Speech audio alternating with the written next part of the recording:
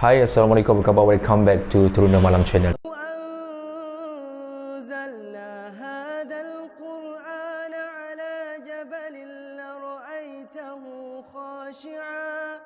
لرأيته خاشعا متصدعا من خشية الله وتلك الأمثال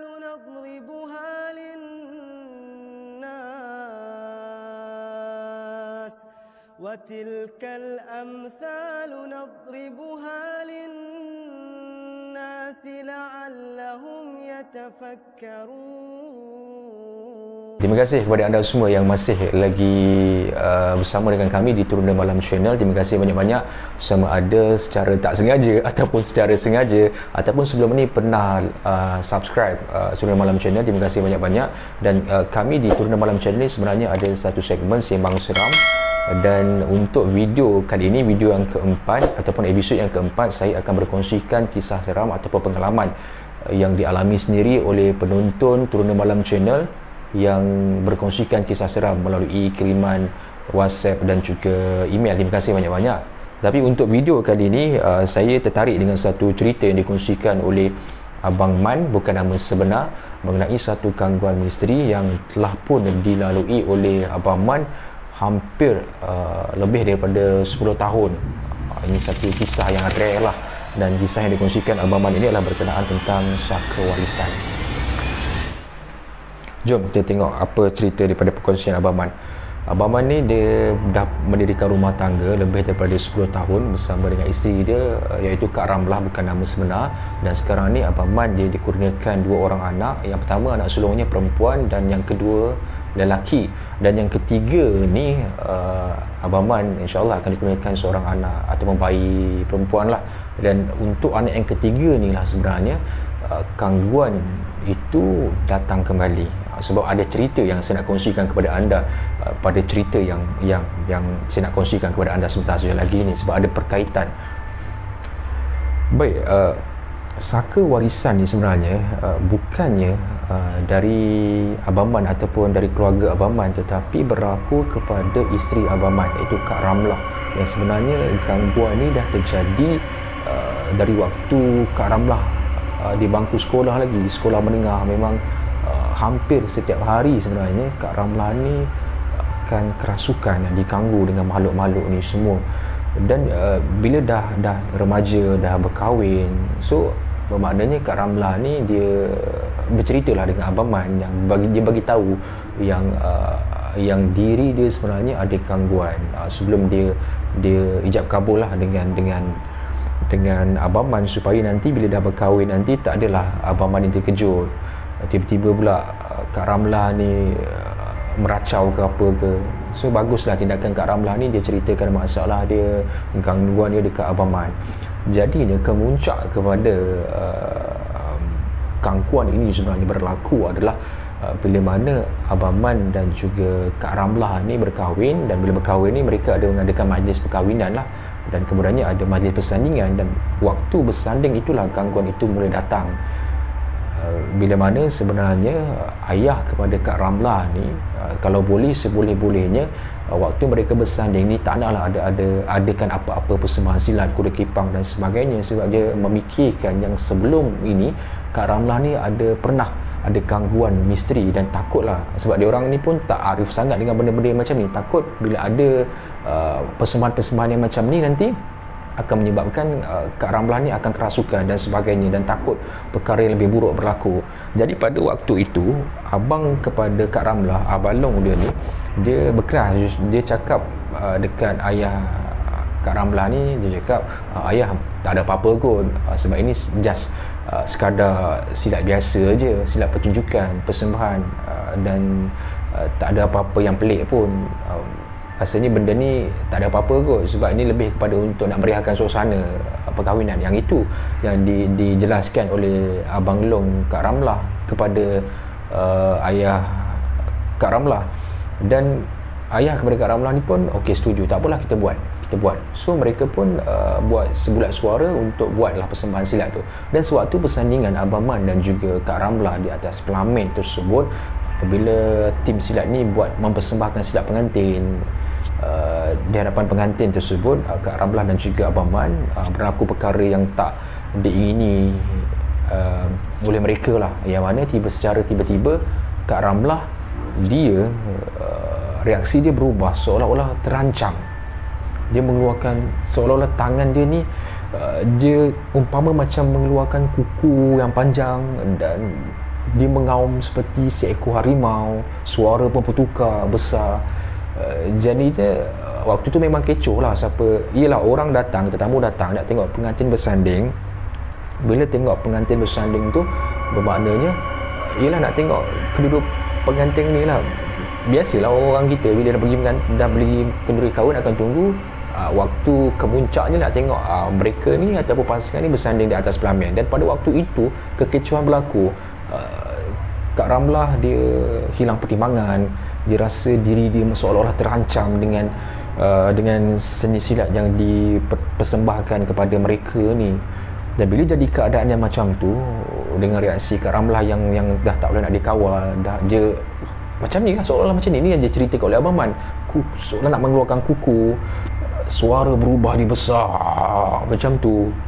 Dan kemudiannya ayah kepada Kak Ramlah ni ambil keputusan, okey, bawa Kak Ramlah ni pergi ke rumah jiran. Rumah jiran ni sebelum ni jadikan rumah singgah, rumah tumpangan.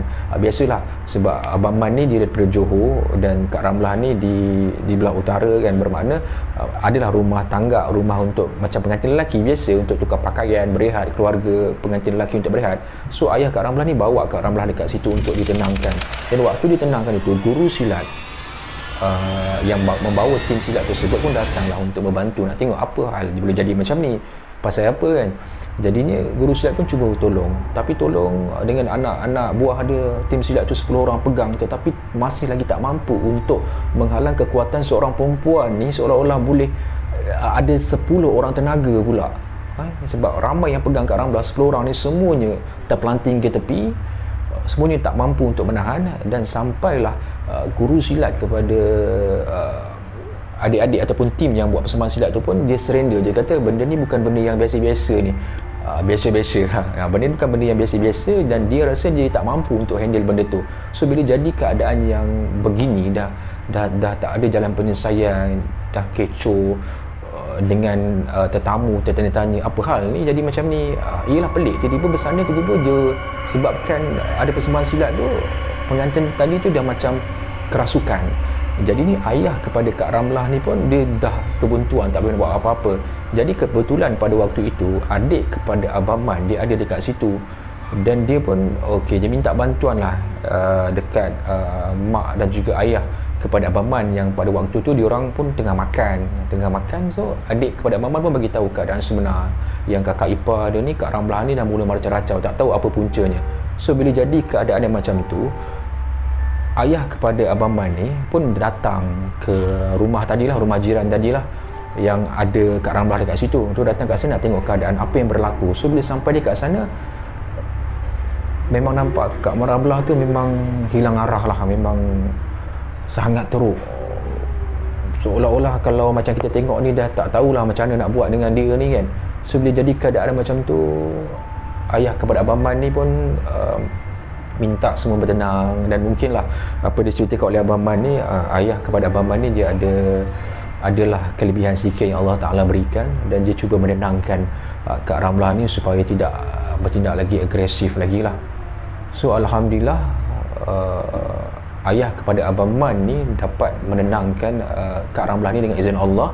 Dan pada waktu itulah baru mereka tahu yang gangguan yang selama ni diterima oleh Kak Ramlah ini sebenarnya adalah merupakan saka warisan daripada nenek moyang ahli keluarga Kak Ramlah ni. Itu yang diceritakan. Dan bila jadi keadaan yang macam tu, apa yang boleh ayah Abang Man buat adalah supaya Kak Ramlah ni sedar, dan gangguan ni tak boleh kerap berlaku lah. Yang itu yang diceritakan oleh Abang Man. Sebab bila melibatkan saka ni melibatkan perjanjian nenek moyang. Sebab mungkin ni yang diceritakan oleh Abang Man kepada saya, dan mungkin perjanjian nenek moyang Kak Ramlah dulu berkehendakkan seorang perempuan generasi yang sekian-sekian-sekian. Itu yang diceritakan oleh Abang Man. So bila dah habis selesai majlis ni, perkahwinan tersebut, ingatkan memang dah tak ada apa-apa gangguan dah. Tetapi bila mana Kak Ramlah mengandung, dapat anak sulung pula, perempuan. So benda ni mula mengganggu dan kekerapannya lagi kerap, sebab dia tak dapat Kak Ramlah je nakkan anak yang sulung ni, anak Abang Man yang sulung ni. So bila jadi macam tu, ayah kepada Abang Man pun ikhtiar benda yang sama. Memang nak buang benda ni memang tak boleh, sebab diceritakan oleh Abang Man kalau nak buang benda ni memang terlalu complicated sebab melibatkan perjanjian. Sebab itulah kita tak boleh nak cakap yang orang ni ada saka, orang ni itu ada saka. Sebenarnya tak boleh. Ya, sebab ini melibatkan perjanjian nenek moyang. Tak tahu, mungkinlah bila saka ni perjanjian untuk kecantikan, perjanjian untuk melindungi diri dan sebagainya. Tetapi dalam kes ni kita memang tak boleh nak salahkan Kak Ramlah lah. Sebabnya Kak Ramlah tu pun tak tahu yang nenek moyang dia ni ada perjanjian yang semacam tu.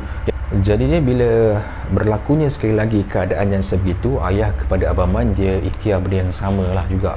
Sewaktu kejadian pertama berlaku gangguan sewaktu mereka bersanding dulu, so Alhamdulillah saka ni ataupun makhluk ni tak dapat nak mengganggu, nak dapatkan anak yang perempuan Abang Man ni. So bila dapat anak yang kedua lelaki, dan yang anak lelaki ni memanglah kita tahu perjanjian nenek moyang dia memang nakkan anak perempuan, dan pada waktu itu memang tak ada apa-apa gangguan pun kepada anak Abang Man ni. Jadinya sekarang ni gangguan yang lama tu kembali semula bila mana ketika ini isteri kepada Abang Man, Kak Ramlah ni, dia mengandungkan seorang anak perempuan. Jadi ni gangguan itu datang dengan lebih kerap lagi lah. Dan apa yang diceritakan oleh Abang Man, lebih daripada 100 orang perawat yang cuba untuk merawat Kak Ramlah, tetapi semuanya tak berhasil. Dan ada yang paling teruk yang baru-baru ni, dalam bulan lepas, muntah darah, ada yang kena tendang, kena cakar, dan macam-macam lagi lah kan. Itu yang diceritakan oleh Abang Man. Dan sekarang ni mereka masih lagi ikhtiar untuk ubat Kak Ramlah ni. Itulah kita doakan supaya Kak Ramlah ni kembali sihat macam biasa lah. Tetapi apa yang Abang Man pesan, sampaikan dalam cerita yang dikongsikan ini sebenarnya adalah kalau bolehlah diminta kepada anda semua dekat penonton dekat luar sana, kalau boleh jangan buat apa-apa perjanjian dengan makhluk halus ni demi untuk kekuatan diri, kecantikan dan sebagainya. Kita rasa benda ni untuk diri kita saja, tapi sebenarnya ini akan memberi pesan kepada anak cucu cicit kita untuk masa-masa yang akan datang nanti. Itu sebenarnya yang paling penting. Kalau kita nak minta apa-apa, kita minta dekat Allah. Nak cantik, minta dekat Allah. Nak kuat, minta dekat Allah. Nak apa lagi? Nak hilangkan takut, kita minta dengan Allah. Yang itulah yang dikongsikan oleh Abang Man. Baik, terima kasih Abang Man kerana berkongsikan satu cerita yang sangat menarik. Bagi saya, pengalaman Abang Man dan juga keluarga dalam berdepan dengan benda-benda yang macam ni. Terima kasih banyak-banyak Abang Man. Dan kepada anda semua yang nak berkongsikan kisah seram, boleh terus saja emailkan kami di bawah ini dan nombor telefon dekat bawah ini, supaya untuk video-video akan datang saya akan kongsikan kisah anda kepada rakan-rakan penonton Teruna Malam Channel. Terima kasih banyak-banyak. Jangan lupa like, share dan juga subscribe. Bye-bye dan juga Assalamualaikum. Jumpa lagi untuk video seterusnya.